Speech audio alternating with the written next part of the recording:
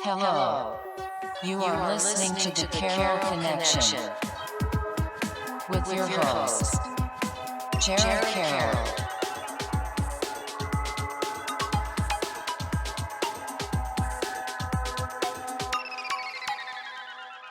Hey everybody, welcome back to the Carroll Connection. I'm your host, Jared Carroll, here to bring you guys another great episode. I did want to take a chance to shout out my last episode 236 with Alexandra Bonigli. She is a hair salon manager as well as a model. In that episode, she talked about how she got into hair, talked about some of the stuff that she's gone through in her life to get to the place to get into modeling and how that experience has been for her. So if you want to check that episode out, go to thecarrollconnection.simplecast.com. Also available Apple Podcasts, Spotify, and all the major listening platforms. If you like to watch your podcast, go on YouTube, search The Carroll Connection or at Jared M. Carroll, and it should pop up. And if you want to be a guest or return as a guest, hit me up on Instagram at Jared M. Carroll or at The Carroll Connection. We'll set that up. And as well as plugging the 5 pillars to creating meaningful life, only available on Amazon. And if you get the book and you like the book, please submit the review on Amazon. It goes a long way in the algorithm. So that brings me to today's episode. This is episode 237, and this is going to be the Scotland trip recap featuring my fiance, Elyse Beauregard, and our dog, Little Miss. I don't know how long she'll be in the chair, but she's here hanging out with us. She really missed us on this trip, so she had to be a part of the podcast. Kind of explaining a little bit of what this episode is, why I haven't been recording. For the why I haven't been recording piece, we were leading up to the trip. I had a couple episodes scheduled in May. For some reason, the last several years, as you guys know, if you've listened to the podcast, I've had to reschedule, had to move stuff around. I'm not as pressed to fill in those gaps as I probably once was recording the podcast back in the day. Just don't care to do it. It's hard to replace a guest last minute when things just don't align. So I just kind of reschedule, push it into the future, and we just keep on moving. So that kind of explains why I didn't post any other episodes prior to our trip, but we left on May 21st. So I really only had like a couple weeks or a week where I had a guest and it just didn't work out, unfortunately. So it just is what it is. And we got back on Saturday. What was it? The June 30th or 31st, whatever that Saturday was. 30, I think it was the 30th and then the 31st. And then, yeah, the first was a Monday. So just not time to record any recap episode there and then book another guest this week. It just was too much. And if you could tell by the sound of my voice, I'm still congested. I got sick day one of the trip. If you've listened to my trip recaps in the past, I, for some reason, always get sick on an international trip. If anyone's got tips for how not to get sick, I would love that because it is like every time like clockwork. And even getting sick earlier in April, didn't think I was going to get sick again, got sick again. So if I sound a little different, congested, maybe it's also the pollen outside. If you guys been outside, it's fucking ridiculous right now. So every time you go out to your car, it's just covered in pollen. So it's just the time of the year that we're in. But kind of talking about why I do these trip recaps, it's kind of to document our trip in the sense of like the freshness that we just experienced it in 5, 10, 15 years. We won't have this ability to recall the trip at like we do right now. So I think it's valuable to kind of do this episode. I've done them in the past with my cousin Jake, who was also on this trip. And you guys know we kind of talk about a similar theme about traveling with family, traveling internationally, and like the importance of doing that. So it's going to be a similar theme. So if you guys don't like that type of podcast, click out of this. But if you guys interested in Scotland or interested in our trip, this is going to be the podcast for you. So we'll kind of just dive in. So like I said, day one, long day. We hopped on the flight at like 10 something, 10:45, 11 or something. Yeah. And it was about 5 hours, 6 hour flight. And we got in Edinburgh at like 9, 10 a.m. Just immediately go. At this point, I don't sleep on planes, so like it was just kind of a disaster for me. But landing sore throat a little bit, just kind of feeling like it's maybe just jet lag or something. Come to find out the next couple of days ended up being a cold that wasn't too bad. It was tolerable, but still really shitty. But landing in this country, it definitely gave a feel of like Ireland for me. Like it was just very similar. Obviously, it's Europe, so some of the culture is going to be somewhat similar, and especially when you talk about the United Kingdom, like Ireland, like that area specifically. But for the majority of the trip, like our weather was like fantastic. Like I think it was unseasonably warm for Scotland. Scotland's typically very rainy, kind of overcast, windy, which we did experience some of that. But overall, I thought it was like perfect for like what we were trying to accomplish. Where when if you guys have listened to prior episodes where we talk about our trips, we're kind of like bouncing from hotel to hotel and like really just trying to see the whole country within like 7 to 10 days, which is like super difficult to do. And like you're gonna miss some of the like really cool niche spots if you're not prepared for it. But I feel like overall we really hit a lot of like unique parts of the trip. And like the first thing we did, for anyone that's an Outlander fan, we saw Lollybrook or Mid Hope Castle, and not like it was like a ton to see, but like if you watch the show, like it's such a cool like little castle, and it really means a lot to the show and like the fans. So being able to see that first day was like really cool, and like my family watches it. We're in season 5 of the show, so like the freshness of it is like there for us, so it was really exciting to kind of see that. I don't know if you have anything to add to the stuff I've talked about so far. I also got sick. I'm gonna blame you for that one. Yeah, that's probably me. But yeah, it was. I had maybe like a day or two without feeling sick, and then I think it was just a matter of time at that point. So most of the trip I was sick too, but that one day that we had photos taken was the day that I was feeling a lot better. So I'm thankful for that. But yeah, the first castle, or I don't know if I would really, I guess it's considered a castle. Yeah, technically it's a Yeah. castle. It's definitely cool because it's a very recognizable like part of the show. So that was pretty cool to see in person. Definitely tired that day because like you said, it was go go go right from the beginning, but I felt like that first day it felt like we got like 3 days worth of seeing different things in, which kind of was most of the trip. I felt that way. We're just getting a lot of stuff in, which is good. When you're there, you want to be able to see as much as you can, so I like that we were able to get that much in during our trip. Yeah, we saw at least what 2 or 3 castles that day, maybe 4 actually. It was Lollybrook, Stirling, Blackness Castle, Yeah, um, at least 3, I think. and then was it Yeah, Linglow yeah, we Palace or saw that something? one too. Yeah, I so it was think like first day. 4 things that we were just like crushing through, and we got like a this like pass, I guess, that they offer at like these castles where you pay a certain amount of money, you get to see all the all you get to go to all the castles. Excuse me, you don't have to Hey, pay every single individually. time. Like it's just you get 14 days pass to go to as many castles, and it's definitely worth the price if you're going to go see a bunch. Shout out to my buddy Ron. He always talks about when the Carrolls and Wickhams go out, all we do is go drink whiskey and see castles, and that's exactly what we did on this trip. We went to a couple distilleries and had a couple whiskey tastings and tours, and saw a ton of castles. By the end, I was castled out. I didn't really care to see the Edinburgh Castle, which is arguably one of the best castles in the We saw country. it from a distance. Yeah, at that point, it just there's so much to Edinburgh that I didn't want to waste time on a castle. Like as cool as the history is, and as cool as like it looks, like you also have the new college there, which we got to saw from kind of saw from a distance, and the monument we saw from a distance, and it's it's hard to see it all because it's a very walkable city. But like when you say walkable, everything is kind of far still, like, and it's uphill for a lot of it.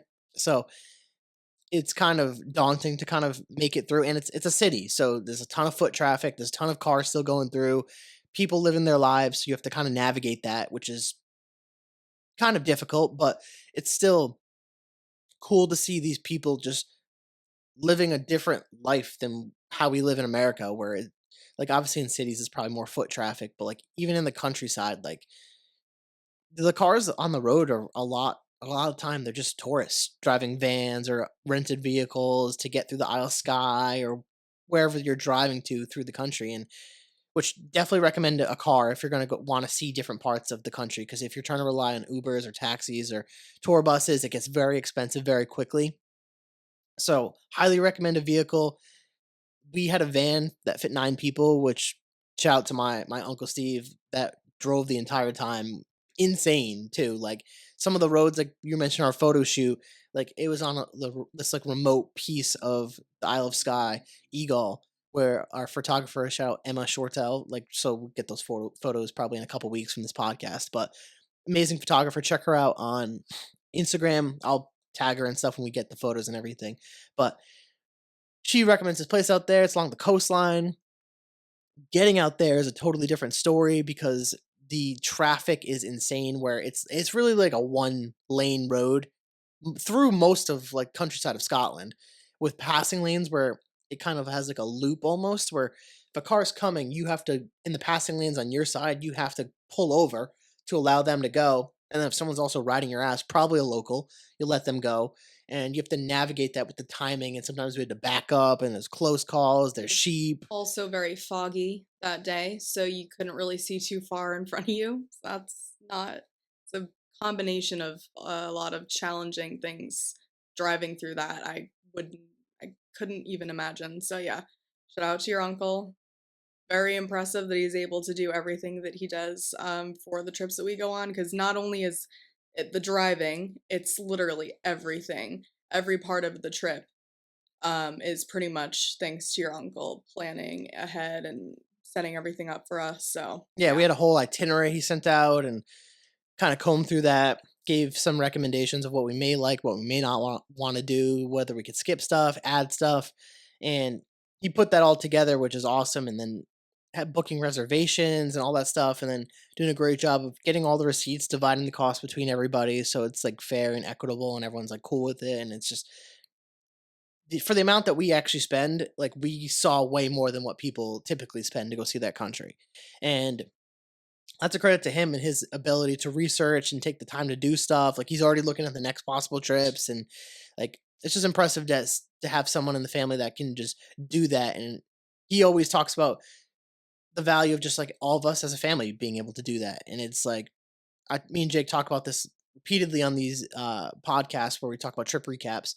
And on like the last night, it was me, you, Jake, and Jordan. We were kind of talking about the the value and like how it's hard to like live in the moment when you're on these vacations because you're so go go go and you want to see the countries and you're tired and you're you're on PTO, you don't want to waste your PTO. Like obviously we got sick too, so it's like people experience that on these trips, but like remembering like how like amazing it is to experience these countries whether you're with friends or family. We were with family and it's like not taking these moments for granted because you don't get these a lot of the time. A lot of families don't get to experience this and like the closeness in which me and Jake's family are. Like we grew up together. Our moms are sisters. We put sports together, had parties together. We did vacations together and we still do that now. And now we have adult money to go and travel internationally. And like we've done that last several years and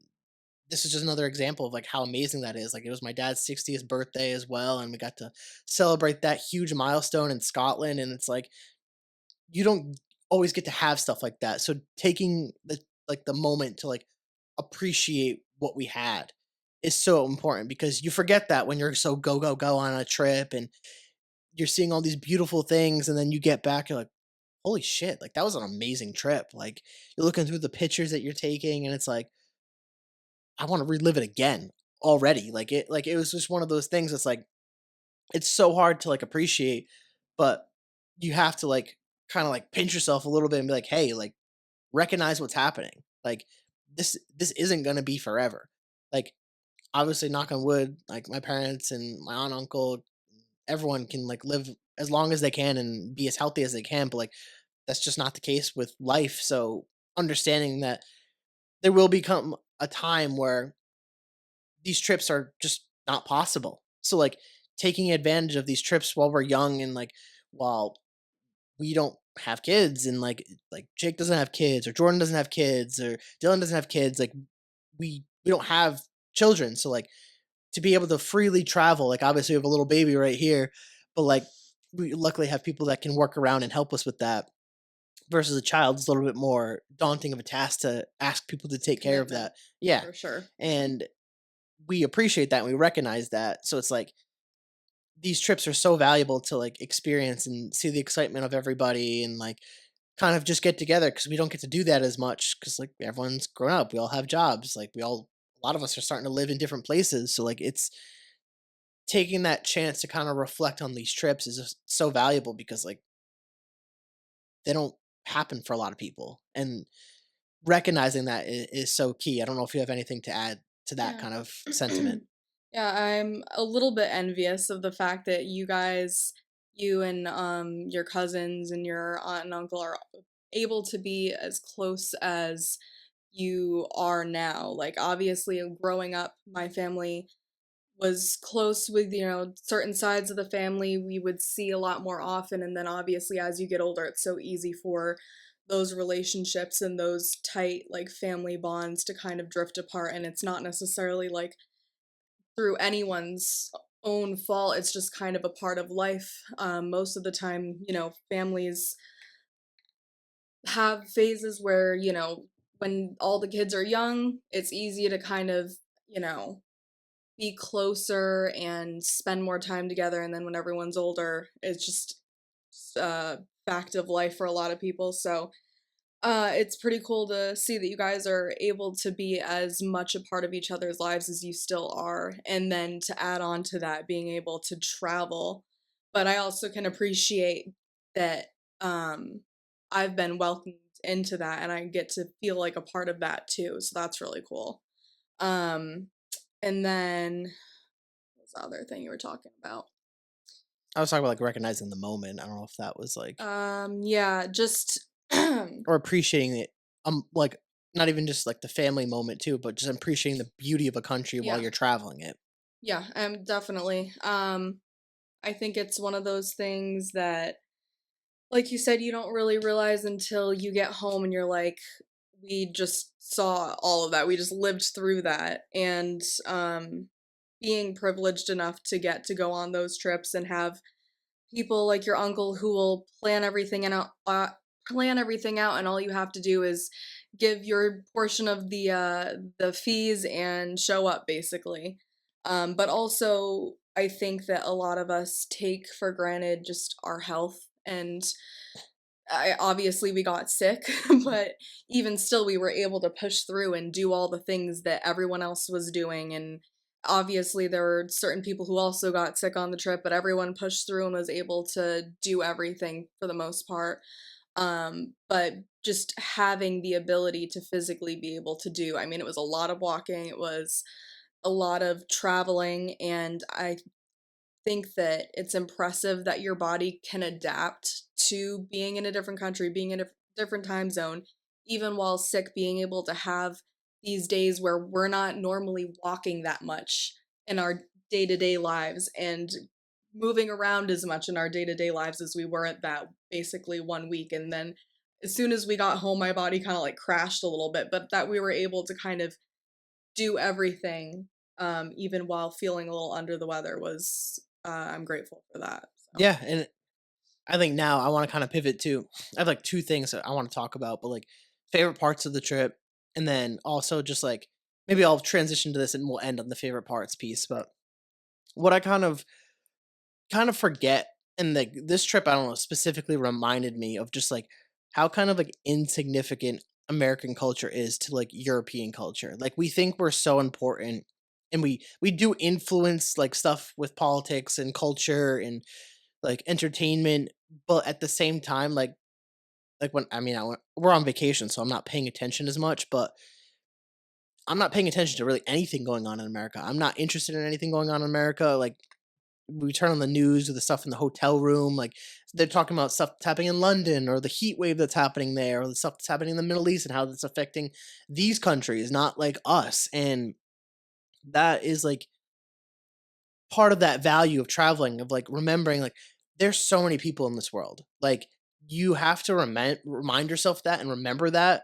And travel helps with that of like we always think we're like the main character in social media and we live this life and we narrate our whole life and this is so important and yada yada yada. And it's like we're somewhat insignificant in the grand scheme of this entire world. Like we can make our imprint and impact people. That's why like this podcast is super important to me and like it's a way to do that. But also remember with travel and stuff like that, it's there's so many people in this world and you're never going to meet all of them obviously, and you're not going to see all the countries, but like picking the countries you're interested in, the culture and the people, and like diving into that and like leaving your biases and your culture at the door. Like don't be that like ignorant American being loud in all these restaurants and like walking around and bumping into people. Like remind yourself like where you are, who you are, and embrace their culture because You're we stepping into someone else's yeah, and we home. expect them to do that when they come here. They want to come experience our culture and like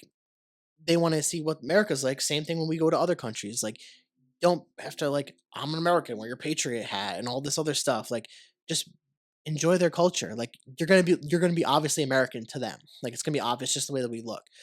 Just try not to be a nuisance to their culture. Let the locals pass. Don't go into local spaces. Allow them to have their place because tourism is great for countries, but it also affects locals in real ways. So I think it's important to like understand that and acknowledge that with travel. Like those pieces exist and like they're always constantly shifting. And for some reason, this trip kind of like reminded me of like the stuff that's happening here doesn't matter over there. Like they don't care about our sports and they're like our culture. Like on some degree they care, but like the time zones impact that severely. Like a lot of people are not staying up till 5 a.m. to watch the NBA finals. Like they're not staying up to like same time period to watch like our country music awards or like MTV music awards or whatever it is. Like our stuff that's happening here, they're not caring about that as much over there. And I think it's cool that they don't do that. Like and I think it's cool that they embrace their own culture. Like there's soccer, there's rugby, they have their musicians. Obviously, they're playing a lot of American musicians in the bars and stuff like that. But even the But different types of sports that they would have on TV is just not something you would see here. yeah, and I think it's heavily impacted by the time zones, and that stuff matters. And like how like the daylight there, specifically during summer, of like it didn't get dark till like almost sometimes 11 o'clock at night. The birds are still chirping, and like it's like sunrise at like 4 a.m. Like so, it's just a totally different lifestyle, especially in Scotland when you're a little bit further north and like seeing how they operate in like their small towns and like their communities, like very local, very proud of their heritage. Like I think it's always cool to see that when you go to these countries of like how like really proud they are of like where they come from and the history and like you really see that in the cities and towns that we visit, like the actual history behind a lot of the stuff that they've gone through. And I think that's always like a cool underrated piece of travel that sometimes gets glossed over. And for some reason, this trip kind of like really brought that back for me.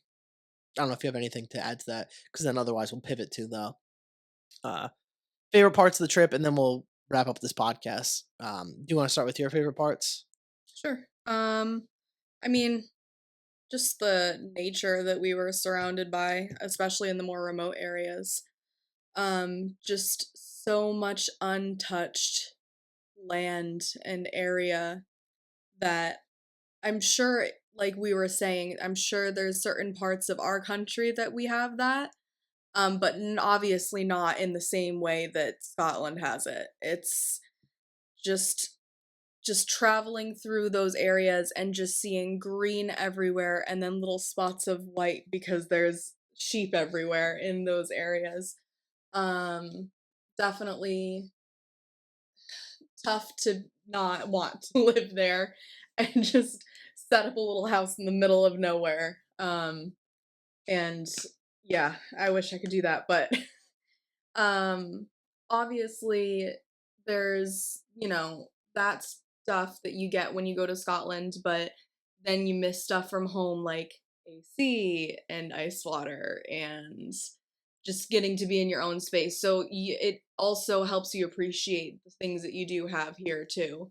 Um, but yeah, maybe someday I'll end up living in the middle of nowhere in Scotland. That'd be great.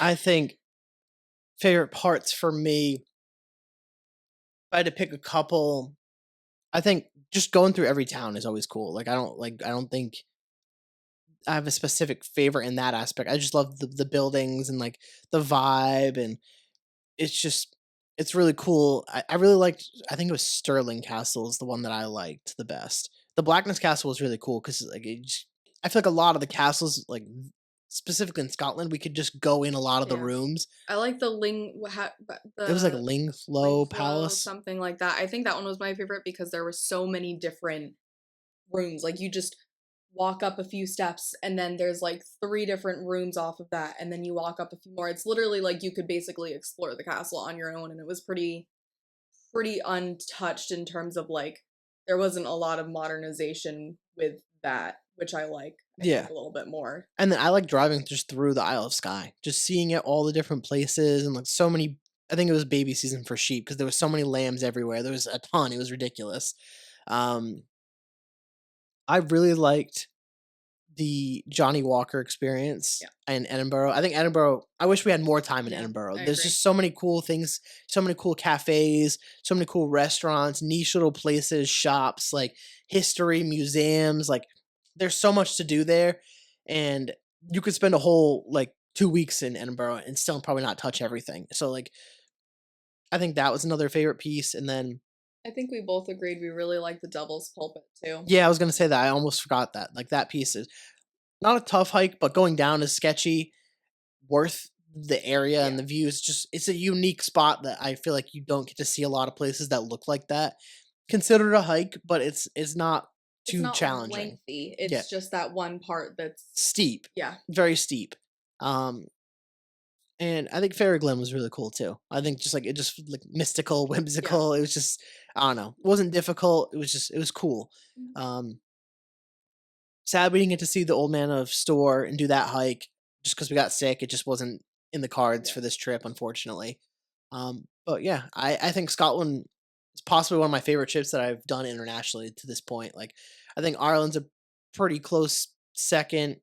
Third, I'd probably go Azores, and then Germany, and then Spain. I did that one a long time ago. I always forget that one. I feel like Germany and Spain are probably like tied for last place because I wouldn't put one over the other. Germany was just different. It was just a straight just beer tour in Oktoberfest. It was a different type of trip. And the Azores was really fun, but I really like these countries where it's like dreary, rainy, like somewhat mountainous greens, like small villages, animals everywhere. Like I just The old buildings yeah, and I it's prefer that, and like I love the castles. I always yeah. will love the castles and a good whiskey tasting. I think it's always a fun thing. So I think that's a good place to kind of tie the bow on this. We talked about a lot of different things in the podcast, and I think it's always great to have these podcasts to kind of document the travels that we go through as a family, and just like these experiences don't last forever. So like having the ability to go on international trips with family or friends, like do that, like because tomorrow isn't always promised, and money comes and goes. Like you're only young once. Use that PTO. Yeah, use the PTO. You have to use it or you lose it. Like that's what they always say. And go internationally. Go explore your country. There's so many pieces of the United States that we haven't yet explored, and I think it's just important for people, especially when they're young, use the time to go experience because the money will come back. It will, especially when you know yourself, you know how to work, you know how to make money. It's gonna come back. You're gonna figure it out, but that time doesn't, and you never know what's gonna happen. Things can go left or right super fast, and you got to understand that once things go downhill or you have the unexpected death in the family or whatever it may be, or a loved one that falls ill, like you're gonna have to dedicate time and resources to that where you're not gonna be able to go travel, or you have a young family. It's gonna be harder to go on those trips. You're gonna have to gear those trips to more like your children and doing stuff for them. So like when you're at this age and you don't have those responsibilities that tie you down to certain things, like take advantage of that. Go travel, experience these different parts of the world because it helps you grow as a person. It really does. And I think it's important for people to do that. And I think it's always great to hop on a podcast, whether it's with you or it's with Jake or someone who's going on these trips, and just kind of share the memories of this trip. So we get to document that and share that with people that listen to this podcast and ourselves in the future. So I think it's great. I don't know if do you have anything else you want to add before I give my little spiel and wrap up? No. Perfect. So I think this is a great podcast. I want to keep it short and sweet for you guys. You guys know I like to not drag these episodes on too much, but if you guys like the podcast, please rate, review, subscribe, share it to friends, share it to family, share it to grandma. Check it out, thecarrollconnection.simplecast.com. Also available Apple Podcasts, Spotify, and all the major listening platforms. If you'd like to watch your podcast, go on YouTube, search The Carroll Connection, or at Jared M. Carroll, and it'll pop up for you. And if you want to be a guest or return as a guest, hit me up on Instagram at Jared M. Carroll or at The Carroll Connection. We'll set that up, as well as plugging the 5 pillars to create a meaningful life. Only available on Amazon. And if you like the book and you want to submit a review on Amazon, it goes a long way in the algorithm for me. So, till next time, guys. Peace.